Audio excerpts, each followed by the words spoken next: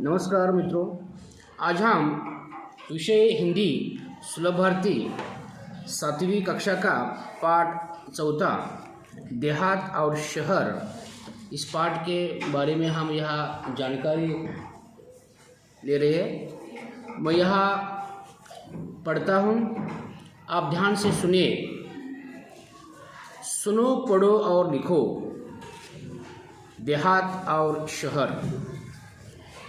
इस पाठ के लेखक जी का नाम है अभिषेक पांडे।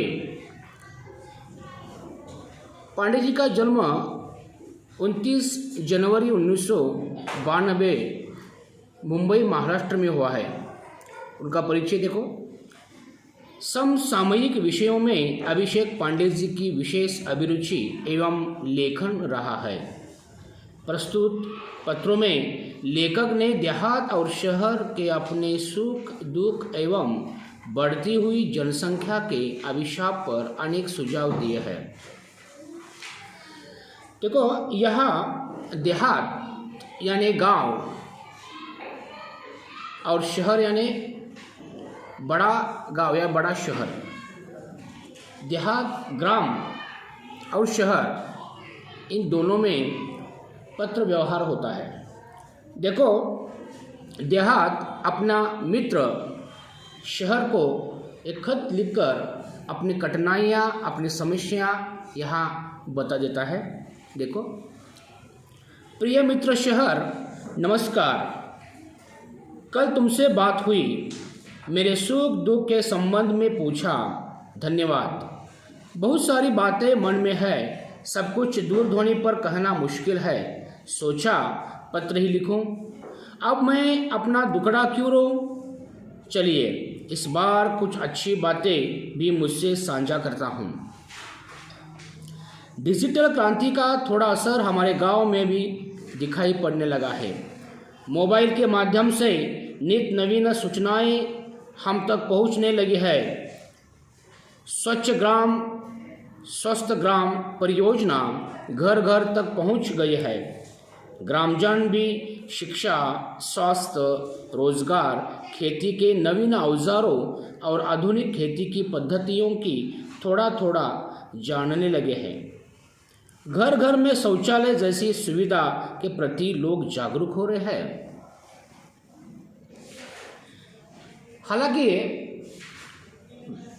हालांकि कुछ परेशानियां अब भी वही की वही है। पीने का पानी लाने के लिए दूर दूर तक जाना पड़ता है। मेरे यहाँ विद्यालय तो है, पर उनमें आवश्यक सुविधाएं नहीं है। महाविद्यालय तो हमारे गांव से बहुत दूर है। तुम्हारे बारे में सोचता हूँ तो लगता है कि तुम्हारे पास अत्याधुनिक और अच्छी सुविधाएं, विकसित तकनीक है। तुम्हारे दिन दूनी और रात चौगुनी उन्नति हो रही है। तुम कितने सुखी हो।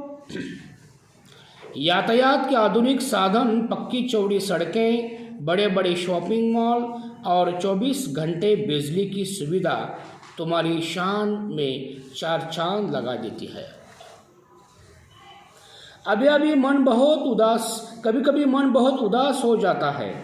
एक जमाना था जब मेरे यहाँ बहुत खुशहाली थी, चारों तरफ हरियाली थी, पर अब पहले जैसी रौनक नहीं रही। मैं असुविधा, बेरोजगारी, आपसी झगड़े, गुटबाजी, अशांति जैसी समस्याओं से घिरता जा रहा हूँ। यहाँ के कुछ अशिक्षित लोग, अल्पशिक्षित लोग परिवार कल्याण के प्रति आज भी उदासीन है। जनसंख्या भी बढ़ रही है, उनके लिए यहाँ काम धंधा नहीं है। रोजगार की तलाश में लोग शहर जा रहे हैं। यहाँ काम के लिए मजदूर नहीं मिल रहे हैं। शहरी चमक दमक और आधुनिक सुविधाओं की ओर आकर्षित होकर लोग मुझे अकेला छोड़कर तुम्हारी ओर दौड़ रहे हैं। यहाँ स्वास्थ्य सुविधाएं भी नहीं है। बीमारियां हैं, पर पर्याप्त मात्रा में सुसज्ज और अच्छा अस्पताल नहीं है। लोगों को ठीक समय पर दवा नहीं मिल पाती है। मेरा परिवार टूट सा रहा है। बताइए मैं क्या करूं। तुम्हारा मित्र देहात। देखो, देहात ने शहर को पत्र लिखा है और अपनी कठिनाइयाँ, अपनी समस्या इस पत्र में उन्होंने अपना मित्र देहात को बता दिया है। देहात ने अपने शहर के मित्र को, अपने गांव की समस्या अपने शहर वाले मित्र को इस खत से बता दिया है। देखो, यह खत शहर पढ़ता है और शहर के मन में क्या आता है इस बारे में शहर ने देहात को अब पत्र लिखा है। देखो,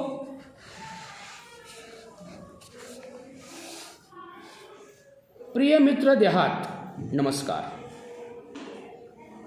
दिनांक है 15 अगस्त 2017। आज स्वतंत्रता दिवस है। इस उपलक्ष्य में हार्दिक बधाई।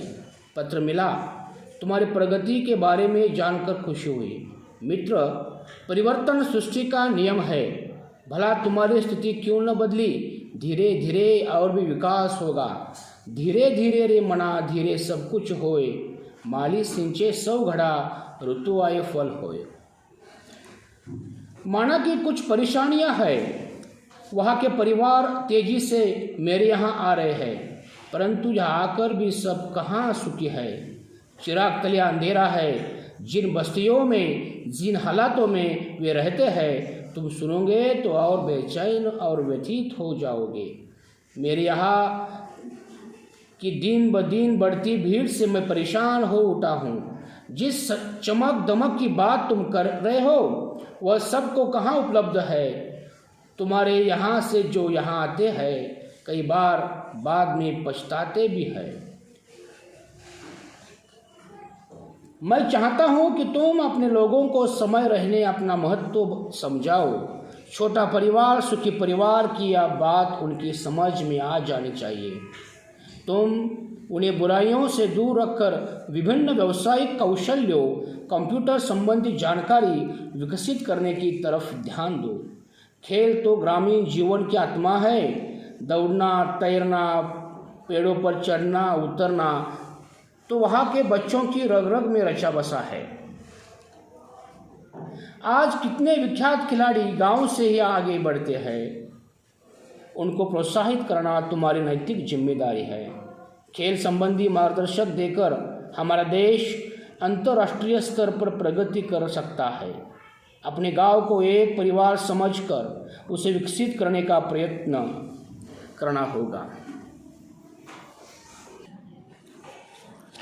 तुम्हारे और मेरी समस्या का मूल कारण दिनों दिन बढ़ती आबादी, अशिक्षा और गरीबी है।